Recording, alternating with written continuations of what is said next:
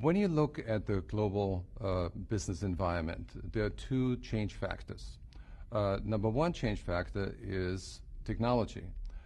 When Microsoft was started in 1975, there were only a few hundred software developers across the globe. Today, we have 10 million software developers that develop software today that dictate on how we are going to work together in the future. Secondly, business is always about ideas and money. Entrepreneurs pitch their ideas, investors give them money. So the business creation cycle has tremendously accelerated. There is a London research report on entrepreneurs that stated that in 2006, there were 50 million new businesses created. So when you think about the changes that businesses need to make, is they need to get on the bandwagon to embrace technology and utilize technology to improve productivity. But at the same time, they need to be conscious that even as you listen to this, there are entrepreneurs somewhere in the world that think about serving your customer better, and they want to put you out of business.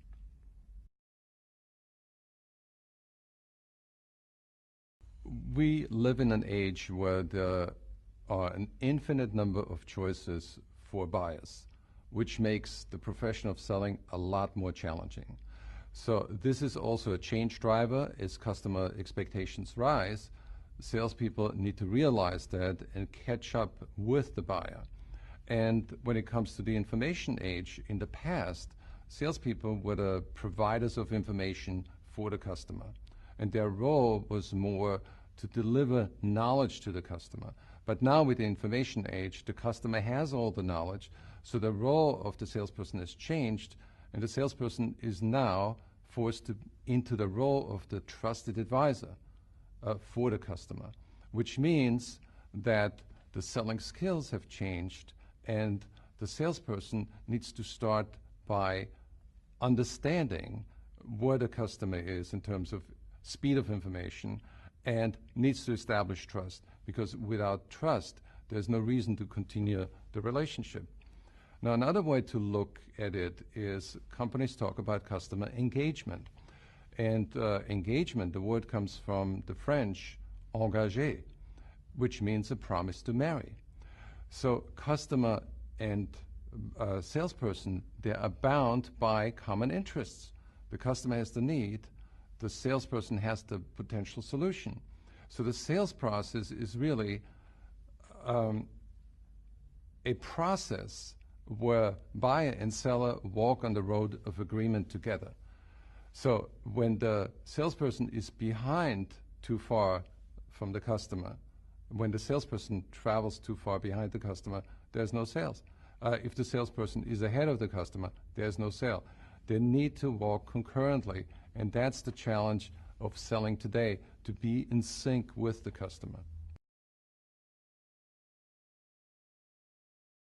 We live in an age where everything is connected to everything. So we live in an interconnected world where we are driven to what we call co-creation.